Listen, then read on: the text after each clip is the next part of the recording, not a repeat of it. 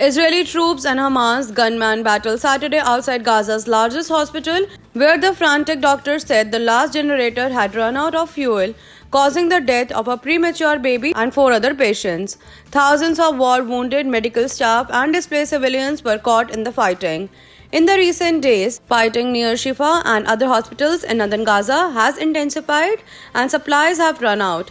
The Israeli military has alleged, without providing evidence, that the militant group Hamas has established command posts in and underneath hospitals using civilians as human shields.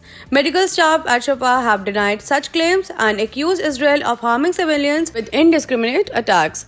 Shifa Hospital Director Mohammed Abu Selmia said the facility lost power Saturday. He said medical devices stopped, patients, especially those in intensive care, started to die. Robert Mardini, the Director General of the International Committee of the Red Cross, said on social media that the unbearably desperate situation at Shifa must stop now.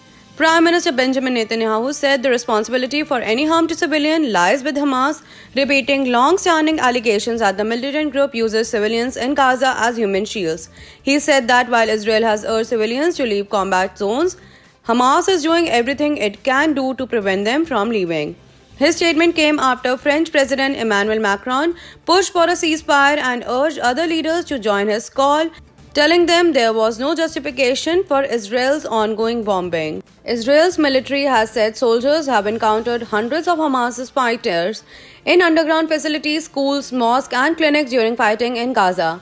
Israel has said a key goal of the war is to crush Hamas, a militant group that has ruled Gaza for 16 years. The US has been pushing for temporary pauses that would allow for wider distribution of badly needed aid to civilians in the besieged territory where conditions are increasingly dire. However, Israel has only agreed to brief daily periods during which civilians can flee the area of ground combat in northern Gaza and head south on foot along the territory's main north-south artery. Since these evacuation windows were first announced a week ago, more than 150,000 civilians have fled the north, according to UN monitors.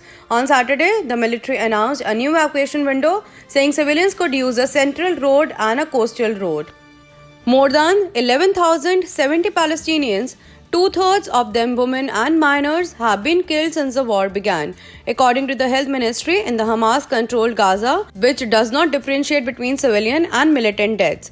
About 2,700 people have been reported missing and are thought to be possibly trapped or dead under the rubble. The Hamas-run Interior Ministry said 6 people were killed early Saturday in a strike on the refugee camp that hit a house.